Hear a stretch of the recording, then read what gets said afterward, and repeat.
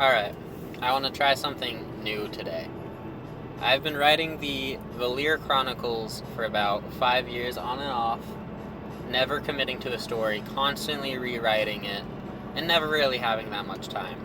So today I want to start recording audio clips of it and just freeball the story while I drive. I've got 30-minute drive to and from work. I could pop out an hour of this every single day. So, I'm going to make this the first episode of that. And what I want to do is I want to organize my story into 6 or 7 eras that you can follow chronologically. And I also want to have playlists that just follow a character specifically. So you can either follow the eras and go in that order and learn in the chronological timeline, or you could follow one character and just get a good character story. I'm thinking about color coding the thumbnails for that, so put the color of the era as the top gradient and put the color as the character as a bottom gradient and somehow organize that. I'm thinking the first era would be yellow, second era is red, so second era would have a red gradient up at the top. Natalie Valere, main character, I want her color to be yellow, so she's going to have a yellow gradient on the bottom. And then I'm going to have some white text that has the episode title on the front of it, and then in the bottom right some more white text that just has the year that I made it. Because I'm also going to have an archived folder, because these are absolutely not going to be the best. They're going to be bad. I'm going to have to move them to an archive folder and retell a lot of these stories. And a lot of them probably just won't be relevant. I might just archive the ones that I'm not happy with, not even replace them. But I want this to be a way that I keep my momentum moving forward and stop stagnating and restarting and trying to perfect things that don't need to be perfect. So this will be episode 1. The third era, post-Calamity, starting with Natalie Valere.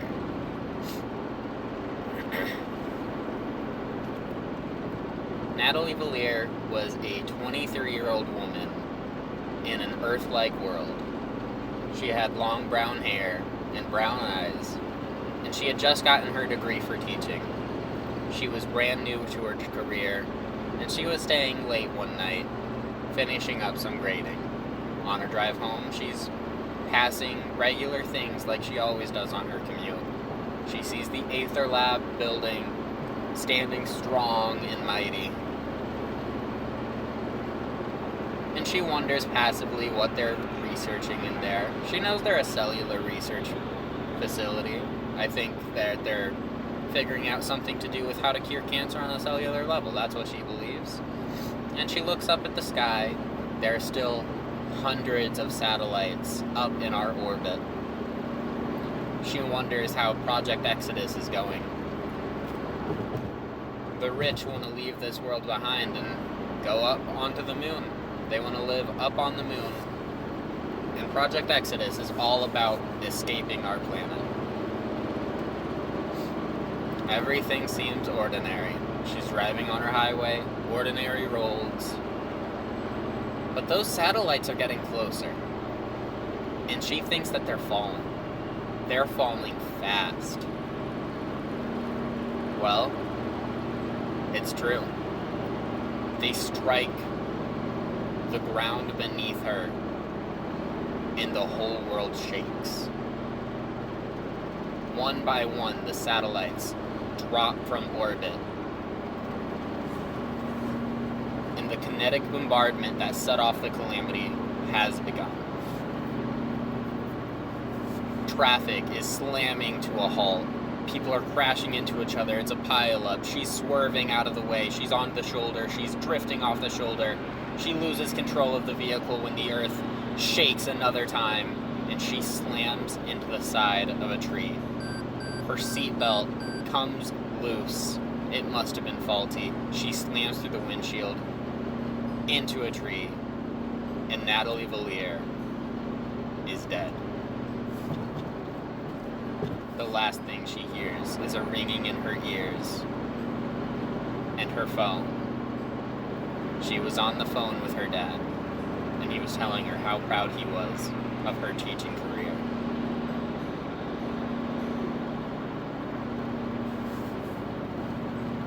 "300 years later, Natalie Valere wakes up. She's in a patch of dirt in a circular shape all around her.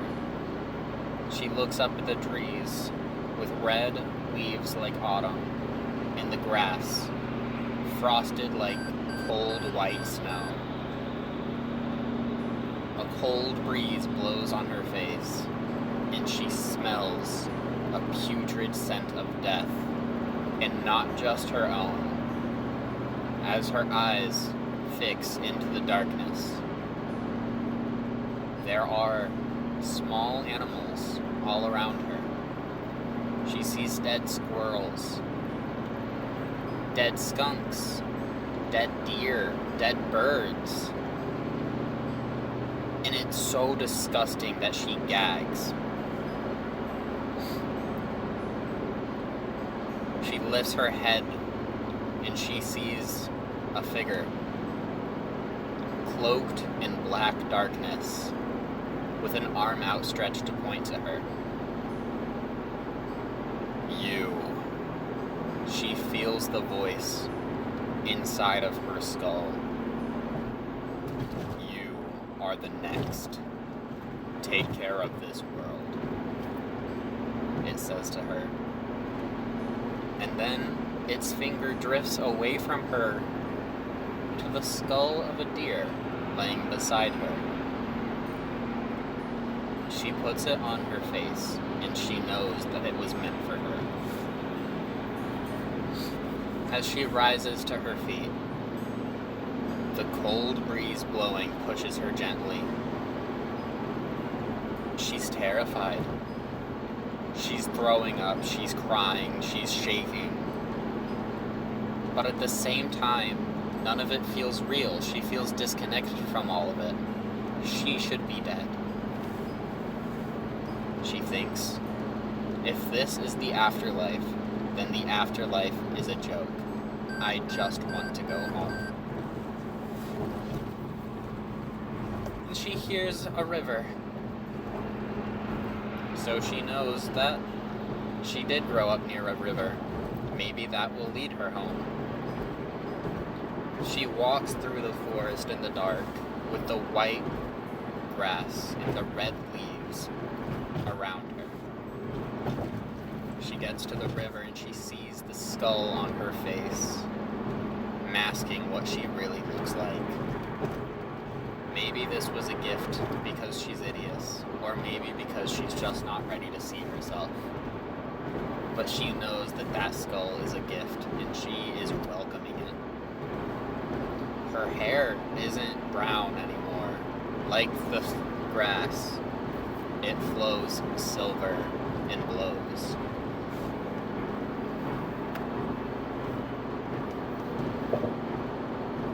"What happened to me?" she asks. And without any time to hesitate, her mind springs into action. She was always sort of reasonable, a little bit of a disbeliever of anything supernatural. There has to be some sort of explanation because people do not come back from the dead. And this does not look right. But at the same time, it's not completely different. Well, she knows that the river she lived near flowed southwards, close to where she lived. Maybe if she follows the river south, it'll take her home. And so that's what she does. She stays on the right side of the river, following the stream. And she hears howls as a wolf leans out to snarl at her. But it's almost as if, as soon as it recognizes her, it whimpers and runs. She looks around. Surely that couldn't have been her. Surely she does not strike fear into a mighty wolf. And she sees something else. Something shaped like a wolf, but almost twice as large. About as big as she is. Maybe a dire wolf, but it doesn't really look like a wolf as she keeps her gaze going up. It has antlers like an elk or a reindeer. White fur. And dark black eyes. And it's looking at her. And it takes a few steps closer, but she does not feel fear. She feels familiarity, like this is part of her. She turns her back, rubs her eyes, and looks back. But it's gone. And she does not know what that was. She does not know why she's alive. And she does not know who the black cloaked figure was. All she can do is follow the trail and keep heading south.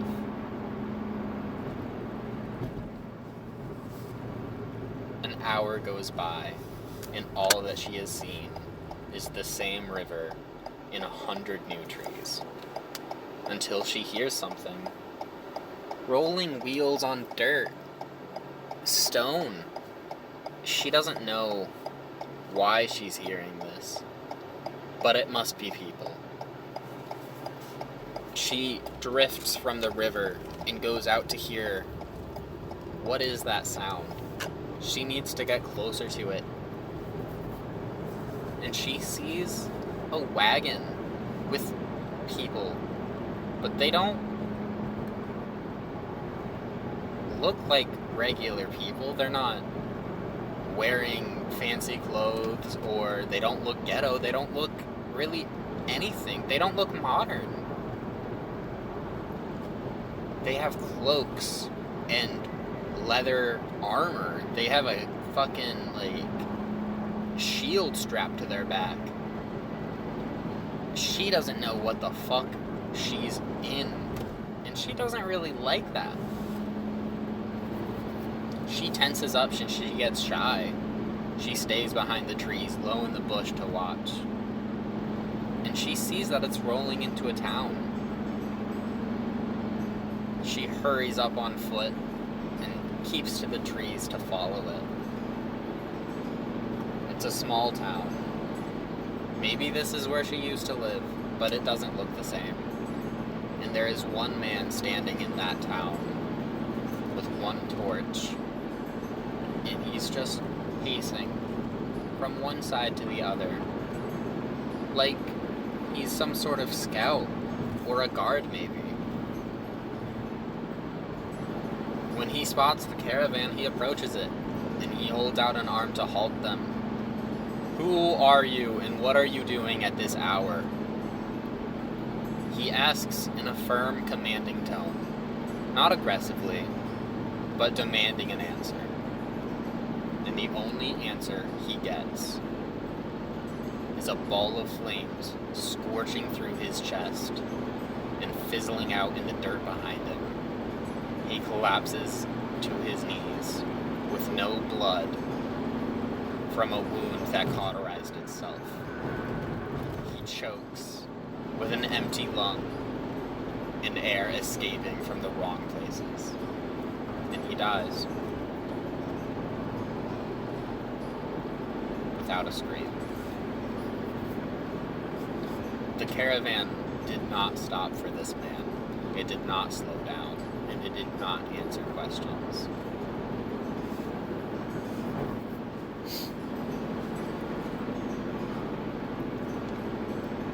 There was one other person here, though. A younger boy. Not a child, but a younger man than she is. Maybe 19 years old, with dark black hair and tired, settled eyes. He was looking out his window at that moment, watching his father guard the town. His name was Blake Thorne, and this will be an important moment for him. But that is a story for later. Natalie Valere tries to keep up with that caravan. She's angry, she's scared, she doesn't know where she is or why any of this is so strange and foreign to her. And she just wants to have one answer. Know that she did one thing. And if this is a dream, then it doesn't matter who is out there. It doesn't matter. She needs to know. She needs to figure this out. So she chases down that caravan. And it goes for another mile, 2 miles, and she's losing her breath. Her legs are aching. There's no muscle on her body. She's been laying in the dirt for 300 fucking years. No food, nothing. She cannot keep up with it. And with every quarter mile, it gets smaller until at the 2-mile mark it is gone. And she walks dejectedly for another mile until she finds one building with a nice big sign. Maple Shade Inn, owned by Vikram. And she knows this is not where she grew up. This is not the world she lived in. She did not have wooden built inns down the road from where she went to school, got a job, any of this. But she is glad for one thing. At least she can still read the language. And it's a long shot, but she hopes in the dead of night they'll answer a knock. So she finishes the short distance left to the building, and she knocks on its wooden rounded door. Bang, bang, bang. And she hopes it wasn't too loud, but at the same time, it has to be loud enough to wake them up if they're sleeping. Just because she needs somewhere to sleep. And she doesn't know what she's supposed to do if nobody is around to help her. Hey, who is that at this hour? Rooms were boarded up an hour ago. I'm sorry, I don't know where I am. I just need somewhere to stay. Just for a night, and I'll be out of your hair in the morning. Now, I haven't seen you around here. Where's your horse? Where's your carriage? I don't have any of that. I wrecked my car. I just woke up here. Car? You had a car? You're absurd. No one's driven a car in 200 years. A chill goes down her spine. What does he mean, nobody's used a car in 200 years? She keeps talking to the man, and they both have a lot of questions for each other. She doesn't know where she is. He doesn't know who she is. And there's a lot of confusion in the air. But in the end, they decide that that is something that needs to be left for another night. So Natalie Valere lays down in a spare room, free of charge, just on the chances that maybe she'll have her memory back in the morning because she must be crazy. And Vikram is not going to leave a crazy lady outside his home at night. And that's going to be where I leave off episode 1 of the Valere Chronicles. And I'm not going to lie, that was pretty rough. We're going to have to re-record that. But not yet.